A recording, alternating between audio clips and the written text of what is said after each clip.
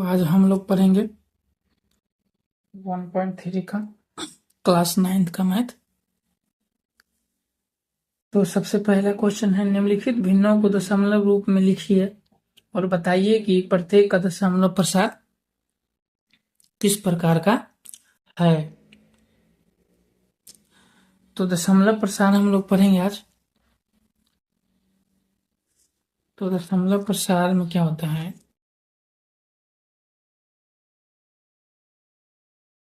दशमलव प्रसार क्या होता है कि किसी भी संख्या को जब हम भाग लगाते हैं तो वो कैसा है, शांत है या अशांत है।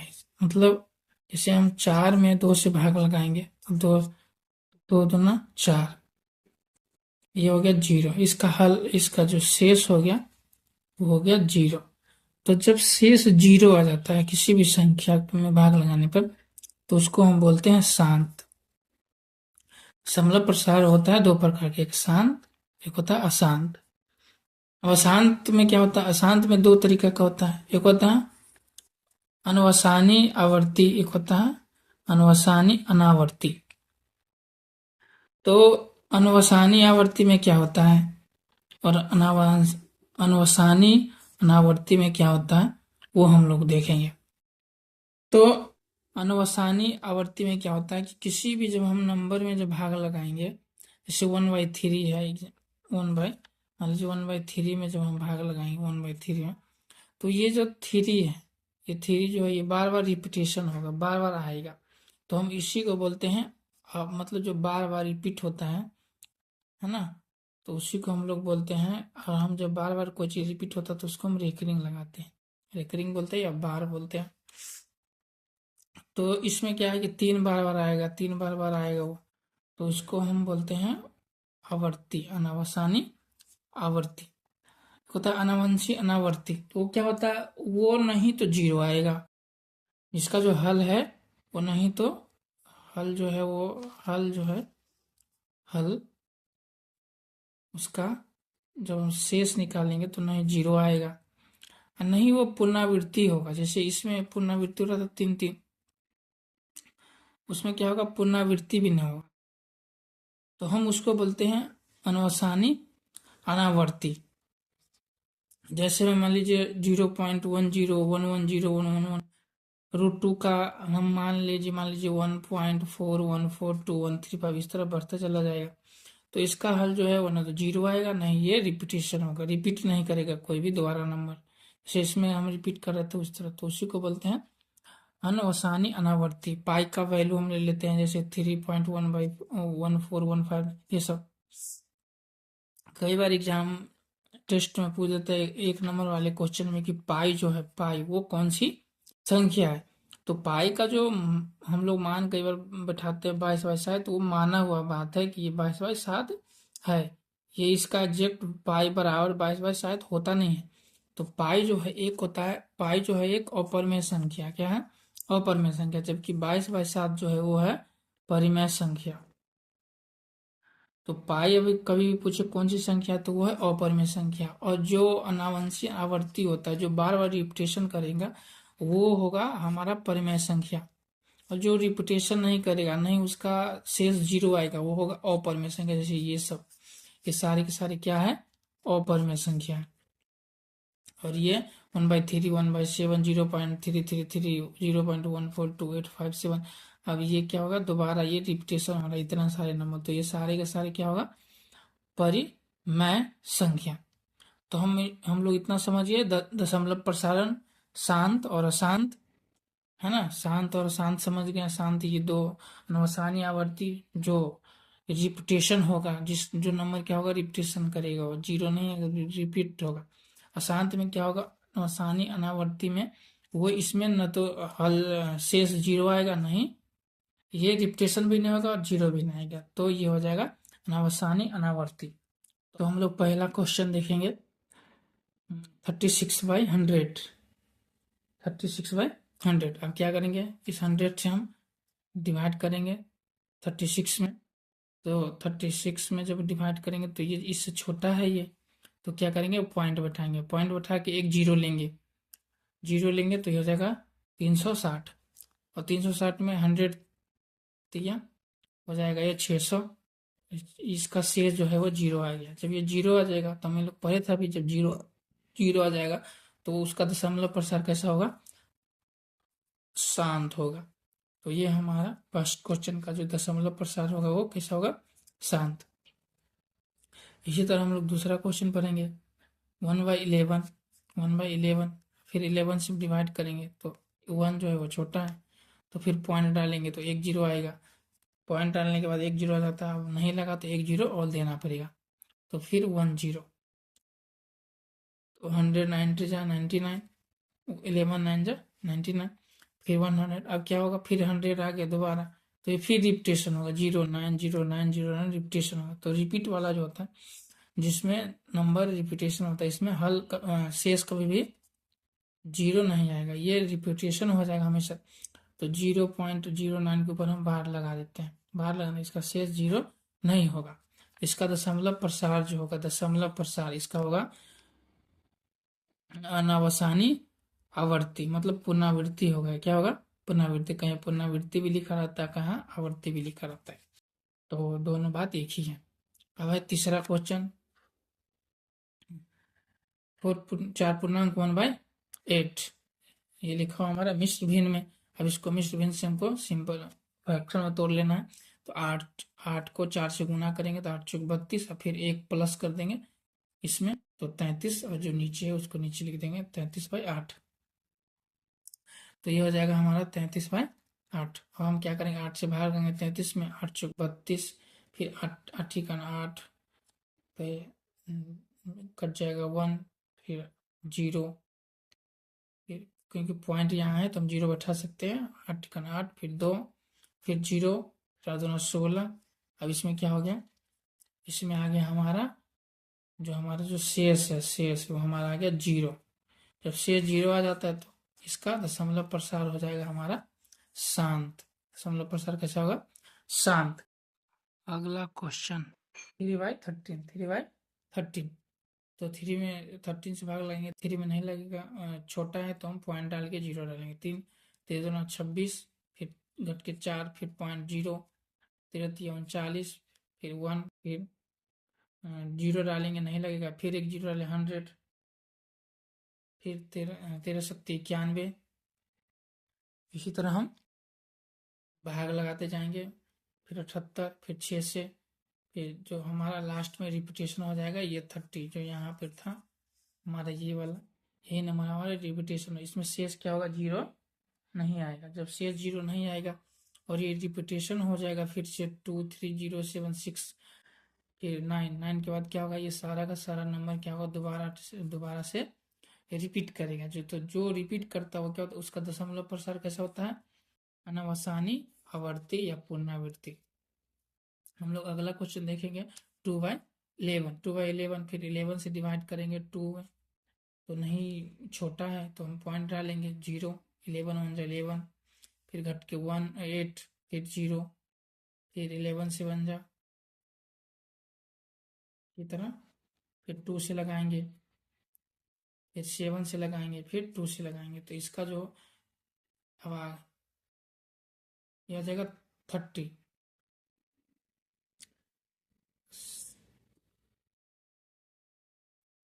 30, फिर 22, फिर 8। अब देखिए यहाँ जो है ये नंबर, अब ये नंबर फिर से रिपीट होगा, मतलब 7 2 7 2 7 2 रिपीट होता चला जाएगा।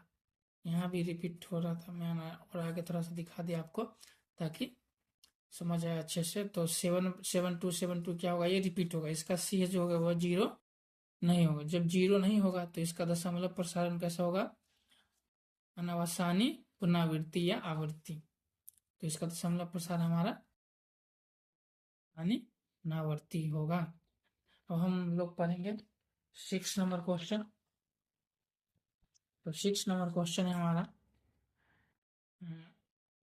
329/400। तो 400 में भाग लगेंगे तो ये छोटा नहीं लगेगा, तो पॉइंट डालेंगे। जब पॉइंट डालेंगे तो 8 चौक 3200, 8 चौक 32 और 2 जीरो का 2 जीरो 3200। जब घटाएंगे तो हो जाएगा 90, फिर पॉइंट के बदले 1 जीरो, तो 900, 4 2 जाए 4 टू 8 होता है, 4 दूना 8, 2 जीरो और, क्योंकि 2 जीरो ये है तो 800। फिर घटाएंगे तो 100 और फिर पॉइंट के बदले एक जीरो, फिर लगाएंगे 800, 400 दूना 800, फिर 2000, फिर 400 पंचे 2000। अब इसका आ जाएगा हमारा शेष जीरो, शेष आ गया जीरो। जब शेष जीरो आ गया तो इसका शांत होगा, कैसा होगा दशमलव प्रसारण, शांत होगा इसका दशमलव प्रसारण। अब इसी तरह हम लोग दूसरा क्वेश्चन देखेंगे। दूसरा क्वेश्चन है कि आप जानते हैं कि 1/7 बराबर 0.142857 और ऊपर में बार दिया। जब बार दिया इसका मतलब ये जो नंबर है वो रिपीट होगा, रिपीटेड होगा। तो करा वास्तव में लंबा भाग दिए बिना क्या आप बता सकते हैं कि 2/7, 3/7, 4/7 और 5/7 और 6/7 के दशमलव प्रसारण क्या है? यदि हाँ तो कैसे? और संकेत दिया हुआ है कि 1/7 का मान ज्ञात करते समय शेषफलों का अध्ययन सावधानी से कीजिए। तो शेषफल का ध्यान रखने के लिए बोल रहा है। तो हम लोग अब क्या करेंगे, इसमें हम 1/7 का मान जो है वो दिया गया है, 1/7 का मान दिया गया है। तो 1/7 का मान है 0.142857 और ऊपर है 12। इसका मतलब ये सारे के सारे क्या होगा, ये दोबारा से रिपीट होंगे, सारे के सारे नंबर दोबारा से रिपीट होंगे। तो 2/7 का हमें क्या करना है, दशमलव प्रसारण निकालना है। तो हम क्या करेंगे, 2/7 को 1/7 को अलग कर लेंगे या गुने 2 कर देंगे 2। तो इसको हम इस तरह भी लिख सकते हैं। 1/7 का मान हमको दे रखा है 0.142, ये मान दे रखा 0.1422857। अब इसको मल्टीप्लाई ये 2 से कर देंगे मल्टीप्लाई। जब मल्टीप्लाई करेंगे तो हमारा मल्टीप्लाई आएगा इतना 0.28571 और ऊपर में बार लगाना नहीं भूलेंगे, क्योंकि इसमें बार है तो इसमें भी आएगा। अगला क्वेश्चन है 3/7। 3/7 में जब हम लगाएंगे 3 को अलग करेंगे 1/7 और इस 1/7 का मान हमको दे रखा है। 1/7 का मान बैठाएंगे, 3 गुने 1/7 का मान है 0.142857। अब हम क्या करेंगे, इसको 3 से इस सारे को मल्टीप्लाई करेंगे, जितने भी दे रखा है सबको क्या करेंगे, मल्टीप्लाई। जब मल्टीप्लाई करेंगे तो हमारा आंसर हो जाएगा 0.428571, है ना, ये हमारा आंसर हो जाएगा। और ऊपर में हम बार लगाना नहीं भूलेंगे, बार नहीं लगाएंगे तो ये चीज गलत हो जाएगी, क्योंकि ये इसमें जब इसमें नंबर रिपीटेशन है तो इसमें भी नंबर रिपीटेशन होगा। अब इसी तरह हम 4/7 का निकाल लेंगे, इसी तरह हम इसका निकाल लेंगे 4/7 का। 1/7 को अलग करेंगे, मल्टीप्लाई इसको हम इस तरह लिख लेंगे 1/7 मल्टीप्लाई 4, क्योंकि 4 को जब 1 से मल्टीप्लाई करेंगे तो 4/7 ही होगा। फिर ये 1/7 का मान हम इतना बैठाएंगे, बैठाने के बाद हमारा जो मल्टीप्लाई करेंगे 4 से, और 4 में मल्टीप्लाई हमारा आएगा इतना 0.571428 और इसके ऊपर हम बार लगा देंगे। तो ये हमारा आंसर हो जाएगा। तो इसी तरह आप लोग आगे का सारा क्वेश्चन बना के देखेंगे, एकदम आसान है, सारा हमने बता दिया, कोई दिक्कत। हम लोग पढ़ेंगे 3rd नंबर क्वेश्चन। निम्नलिखित को p/q के रूप में व्यक्त कीजिए जहां p और q पूर्णांक है तथा q equal to not zero, मतलब q के बराबर में जीरो नहीं है, q के बराबर में जीरो नहीं है। तो जब q के बराबर में जीरो नहीं है और p और q क्या है, पूर्णांक है, तो हम लोग पूर्णांक संख्या पढ़े थे। पूर्णांक संख्या जो हमारा नेगेटिव नंबर होता है जीरो और पॉजिटिव नंबर, ये सारे के सारे मिलकर क्या बनता है, पूर्णांक। तो करा 0.66 के ऊपर बार लगा है, तो इसको हमको क्या करना है, p/q के रूप में व्यक्त करना है। तो हम क्या करेंगे, सबसे पहले मान लेंगे, क्या मानेंगे, x बराबर 0.666, ये क्या होगा, ये आगे बढ़ते चला जाएगा। अब क्या करेंगे, दोनों तरफ इधर और इधर दोनों तरफ क्या करेंगे, 10 से गुना करेंगे। अब आप लोग बोलिएगा कि 10 से गुना है क्यों, तो हमेशा ध्यान रखें कि ये जो 6 है, 6 के ऊपर कितने नंबर पे बार लगा, एक नंबर पे, तो एक एक जगह लगाएगा तो हम करेंगे 10 से गुना, मतलब एक पे जितने पे बार उतने जीरो रख के गुना करेंगे। अगर दो संख्या पर रहेगा तो एक पे दो जीरो, अगर तीन संख्या पे बार रहेगा तो एक पे तीन जीरो, इस सब से हम गुना करेंगे। तो समझ गए होंगे। आगे है, जब हम 10 से गुना करेंगे तो ये हो जाएगा 10 गुने एक्स बराबर में 0.666 गुने 10, तो 10x बराबर में 6.66, और ये आगे बढ़ता चला जाएगा। तो करा, अब क्या करेंगे, समीकरण 2 में से समीकरण 1 को घटाने पर, तो जब हम समीकरण 2 में से 1 को घटाएंगे तो 10x माइनस एक्स 6.66 माइनस 0.666, तो ये घट के 9x और ये हो जाएगा 6, और x बराबर हो जाएगा हमारा 6/9। जब इसको काटेंगे तो 2/3 हमारा हो जाएगा हमारा p/q के रूप में, ये हो जाएगा p और ये हो जाएगा q। तो ये हमारा आंसर हो गया।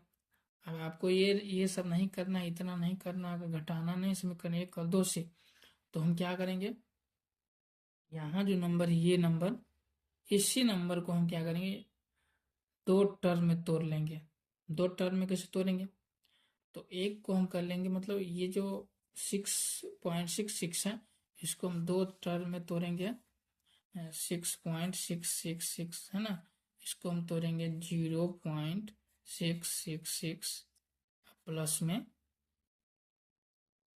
प्लस कर देंगे। ये हम वही इस फॉर्म में इसलिए तोड़ रहे हैं कि इसको जो मैंने क्या माना है, एक्स माना है, क्या माना है, एक्स, ये एक्स माना है, इसीलिए हमको इस फॉर्म में तोड़ना पड़ेगा। एक्स तोड़िए, आज हम 0.66 कर देंगे तो आगे हमको करना पड़ेगा 6.00, है ना, तो आगे बढ़ते चला जाएगा।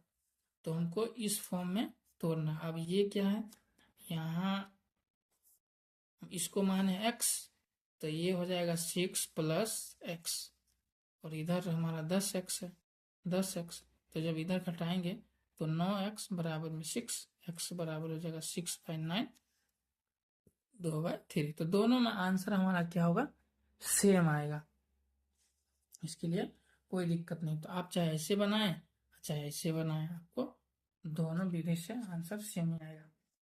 अब हम लोग इसी तरह दूसरा क्वेश्चन देखेंगे, जो है 0.47, और 7 पे क्या हुआ है, बार लगा हुआ है। 7 पे क्या है, ये बार ग्राफ लगा हुआ है।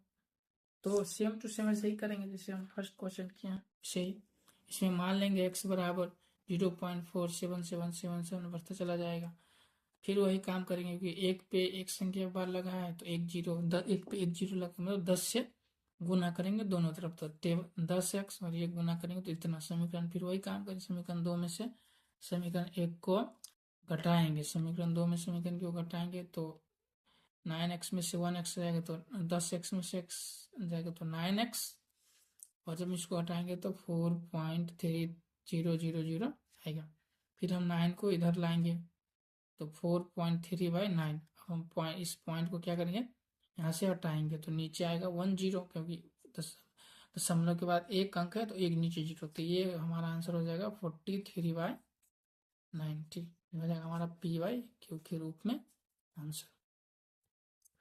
इसी तरह 0.001 हम लोगों ने 0.001, तो 0.001 है, इसमें क्या हुआ है, 3 पे हमारा बार ग्राफ लगा हुआ है बार। तो इसमें हम क्या करेंगे, माना x बराबर सेम जो प्रोसीजर है वही करेंगे, ये मान लेंगे हम दोनों तरफ। अब 1000 से गुना करेंगे, क्यों, क्योंकि तीन तीन संख्या पे बार लगा है, तो आगे हम 3 जीरो से गुना करेंगे। अब 1000x बराबर में जब हम इसको 10 से गुना करेंगे तो हो जाएगा 1.0001001, ये बढ़ता चला जाएगा। फिर सेम प्रोसीजर, सेम समीकरण 2 में से समीकरण 1 को घटाने, तो हम समीकरण भी बना सकते हैं, या दो टर्म में, यहाँ इसको एक अलग टर्म और इसको अलग टर्म जोड़ के रूप में लिख सकते हैं। तो फिर x बराबर हो जाएगा 0.0001001।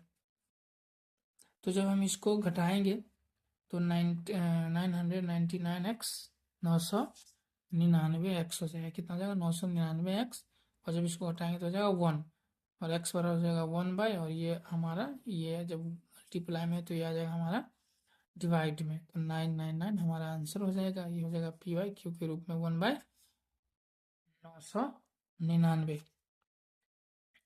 अगला क्वेश्चन कह रहा है, चौथा क्वेश्चन है कि 0.9999 बढ़ता जाएगा को p/q के रूप में व्यक्त कीजिए। क्या आप अपने उत्तर में आश्चर्यचकित है? कह रहा यह ऐसा उत्तर है जिससे आप क्या आश्चर्यचकित है?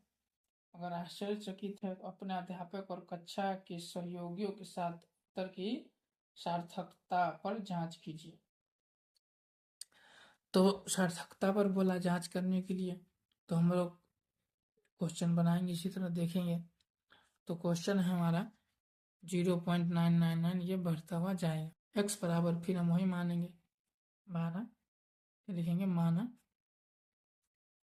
x बराबर 0.999, फिर वही काम क्योंकि 9 बढ़ा हुआ, इसका मतलब ये 0.9 पे बार ग्राफ एक लगा, एक मतलब 10 से गुना, तो 10 से दोनों तरफ गुना करेंगे तो 10x, फिर 10x बराबर 9.999 ये बढ़ता हुआ जाएगा। फिर 10x बराबर, इसको क्या करेंगे, दो टर्म में तोड़ लेंगे, या नहीं तोड़ेंगे तो जो हम पहले बनाए थे समीकरण 1 और 2 उस तरह बनाएंगे। हमने यहाँ वो नहीं बनाया है, आप लोग उस तरह भी बना सकते हैं, कोई दिक्कत नहीं। तो हमने क्या किया, इसको दो टर्म में तोड़ लिया, ये 0.99 है प्लस में 9, जब इसको दोनों को जोड़ेंगे, जब इस दोनों को हम जोड़ेंगे तो हमारा सेम यही आएगा। उसके बाद 10x माइनस में 9, और ये जो है x के बराबर है, ये क्या है, इतना जो है 0.9999 ये है, ये पूरे के पूरे क्या है, x के बराबर है। तो हमने इसके जगह क्या बैठा दिया, x, क्या बैठा दिया, x। और ये जब प्लस में है तो इधर आएगा तो माइनस में, इधर आ जाएगा माइनस में, तो ये -x, तो 10x में से x गया तो 9x, और ये 9 इधर बचा हुआ है। फिर x बराबर हो जाएगा हमारा 9, और ये गुना में तो इधर आ जाएगा भाग में, 9/9, और 9 से 9 जब कटेगा तो आंसर आ जाएगा हमारा 1। तो x बराबर हमारा हो जाएगा 1, इसका मतलब 0.99 का जो आंसर होगा वो 1 होगा। तो आशा है कि आप लोग समझे होंगे। अब हम लोग पांचवा क्वेश्चन पढ़ेंगे। पांचवा क्वेश्चन है कि 1/17 के दशमलव प्रसारण में अंकों के पुनरावृत्ति खंड में अंकों को अधिकतम संख्या क्या हो सकती है? अपने उत्तर की जांच करने के लिए विभाजन प्रक्रिया कीजिए। तो विभाजन प्रक्रिया का मतलब होता है भाग लगाना। तो हम भाग लगाएंगे 1/17 में, क्या करेंगे, भाग लगाएंगे। तो 17 में क्या करेंगे, भाग लगाएंगे 17, और 1 है तो 1 नहीं, छोटा है तो पॉइंट डालेंगे, तो 10 अभी भी छोटा है तो हम क्या करेंगे, और 0 डाल देंगे, 100। फिर 17 से 5 में लगाएंगे तो 85, फिर ये 15, फिर पॉइंट है ये, तो जब पॉइंट डालने हैं तो 1 0 हम डाल सकते हैं, जब पॉइंट डाल दिए तो 1 0 हम डाल सकते हैं, तो 150। फिर 8 से लगाएंगे तो फिर ये हो जाएगा 136, फिर घटाएंगे तो हो जाएगा 14, पॉइंट डाला हुआ है, फिर 0, फिर 8 से लगाएंगे, फिर 136, फिर 4, फिर 0 डालेंगे 40, फिर 2 से लगाएंगे, फिर 6, फिर 0 डालेंगे।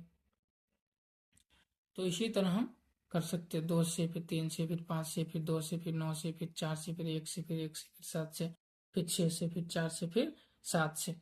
तो हमारा काफी लंबा ये डिवीजन जाएगा, हमारा विभाजन जो प्रक्रिया है वो काफी लंबा जाएगा। आप लोग देख सकते हैं कितना बड़ा है, ये देखिए काफी लंबा जाएगा। ये फिर से 100 जब आ जाएगा तो ये हो जाएगा पुनरावृत्ति।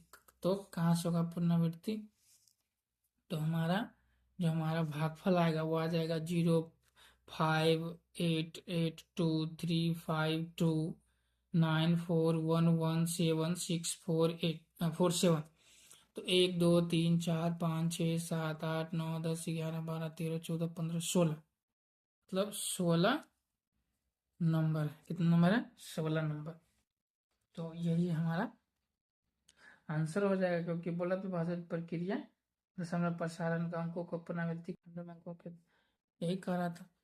तो पुनरावृत्ति हमारा यही हो जाएगा उत्तर की। ये हमारा लोग देख सकते हैं बहुत बड़ा ये डिवीजन हुआ है, बहुत बड़ा भाग हुआ है। अब लोग हम पढ़ेंगे छठा क्वेश्चन। तो छठा क्वेश्चन है,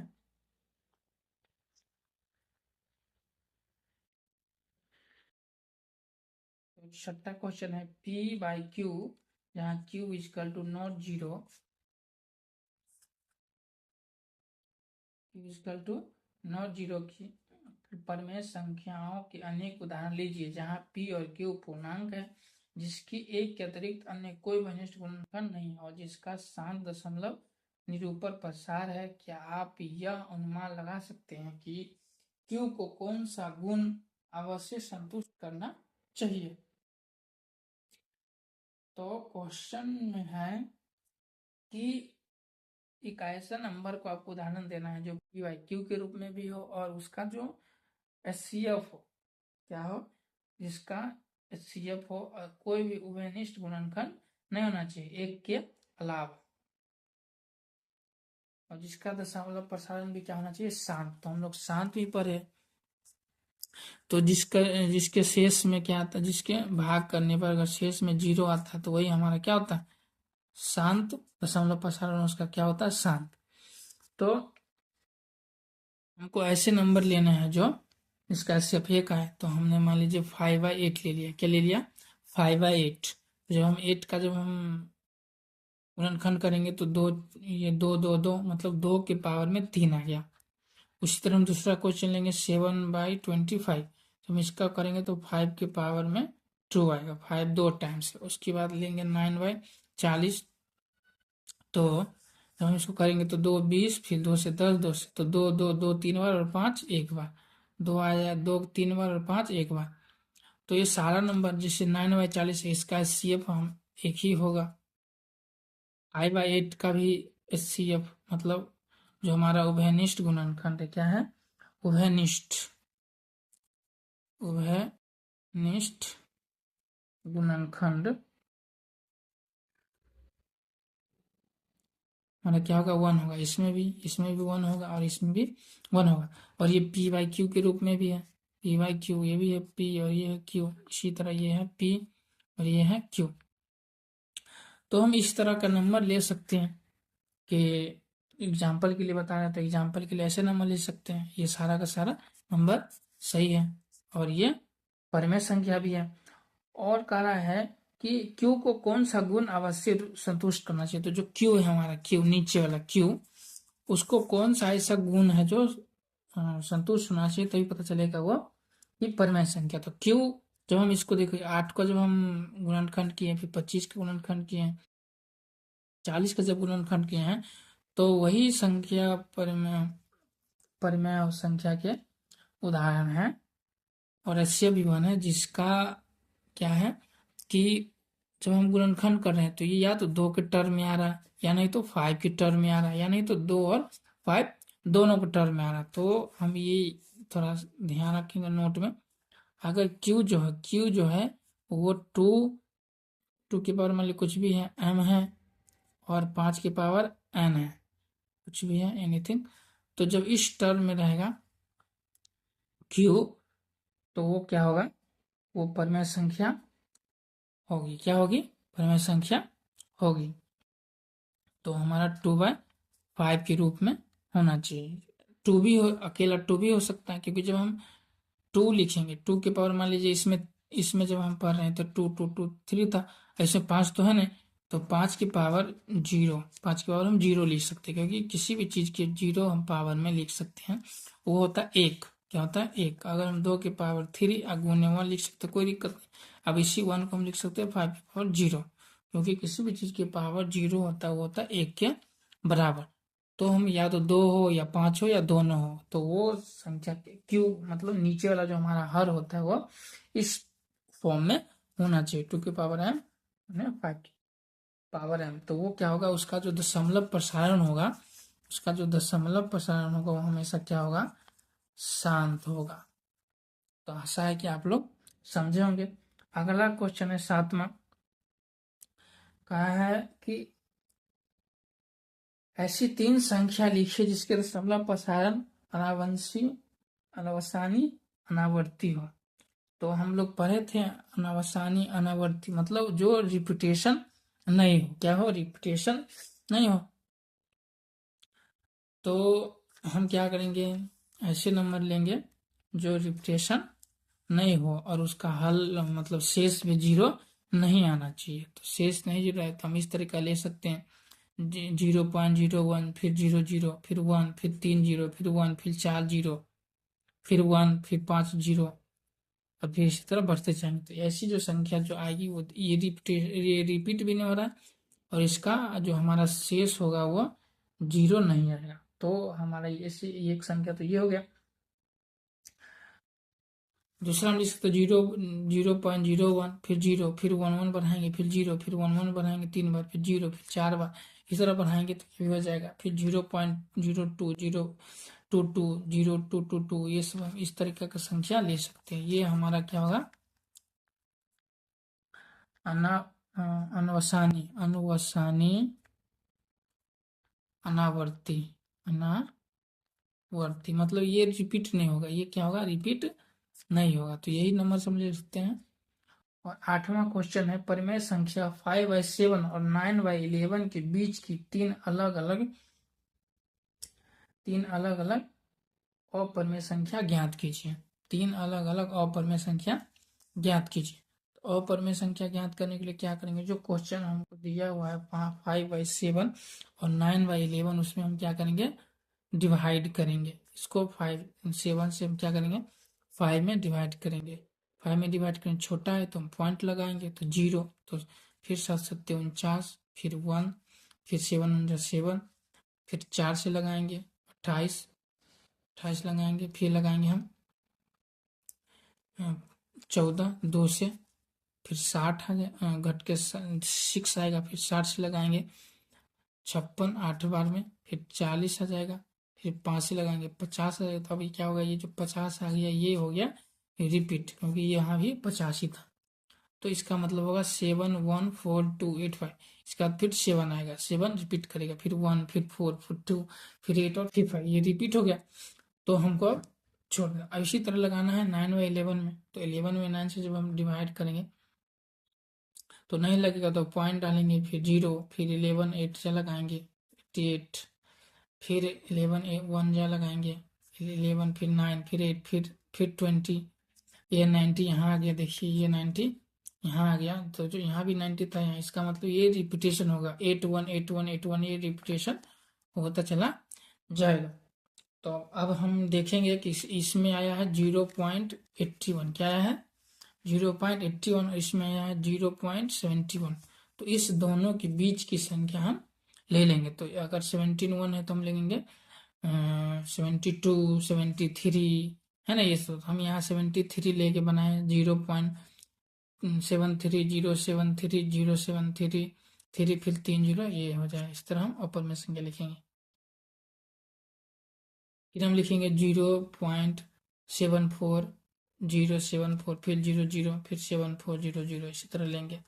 फिर लेंगे 0.75 075 20, फिर 75 30, इसी तरह लेके चलेंगे। आप कुछ भी ले सकते हैं इसके बीच का, आप 80 से शुरू कर लीजिए, 76 से 75 से, जितने से मर्जी शुरू कर लीजिए, लेकिन ये होना चाहिए दोनों के बीच का ही। तो हम ये सब हम लिख सकते हैं। ये सारा का सारा क्या हो जाएगा हमारा, इन दोनों के बीच का ऊपर में संख्या। तो अब हम लोग पढ़ेंगे 9वां क्वेश्चन। कर रहा है कि बताइए कि निम्नलिखित संख्याओं में कौन संख्या परिमेय है और कौन संख्या अपरिमेय है। तो फर्स्ट क्वेश्चन है 23, क्या है ये 23। तो 23 अब ये है हमारा 23। अब इसका पूर्ण वर्ग हम पूर्ण वर्गमूल निकाल नहीं सकते, पूर्ण वर्गमूल नहीं निकलेगा। जब जिस संख्या का पूरा पूर्ण वर्गमूल नहीं निकले तो वो होता है अपरिमेय संख्या। क्या होता है, अपरिमेय संख्या। तो हमारा फर्स्ट रूट अंडर थ्री जो हो जाएगा, ये क्या हो जाएगा, अपरिमेय संख्या।